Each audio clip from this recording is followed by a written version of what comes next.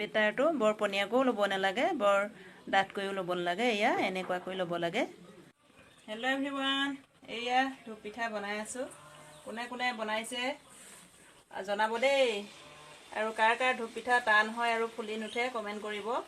এইটো টিপছ ব্যৱহাৰ কৰিব। পিঠাগুড়ি যদি লয় 3 কাপ আৰু তাৰ লগত ল'ব আটা গুড়ি বা ময়দা একাপ। মই পিছে আটা গুড়িহে ব্যৱহাৰ কৰিছোঁ, ময়দা ব্যৱহাৰ কৰা নাই। আৰু ধুনীয়াকৈ 3 ঘণ্টামান গেলাই থ'ব। গুড়টো পাৰিলে পুৰণা গুড় ল'ব। নতুন গুড়ৰ পৰা ধূপ পিঠা বৰ ভাল নহয়।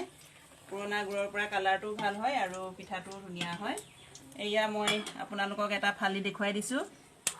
এইটো কিমান কোমল হৈছে দেখিছেনে, আৰু কিমান একদম ধুনীয়াকৈ সিজিছে ভিতৰটো। কিছুমানৰ ধূপ পিঠাবোৰ ভিতৰটো নিসিজে, কিন্তু এইটো টিপছ ব্যৱহাৰ কৰিলে পিঠাটো খুবেই ধুনীয়া হ'ব। খাৰ দিলে আপোনালোকে কল খাৰ দিব, চ'ডা খাৰ বা বেকিং ব্যৱহাৰ নকৰিলেও হয়। কল খাৰ অকণমান সৰহকৈ দিব লাগে, তেতিয়া পিঠাটো বৰ ধুনীয়া হয়। আজিলৈ আহিছোঁ, বাই বাই।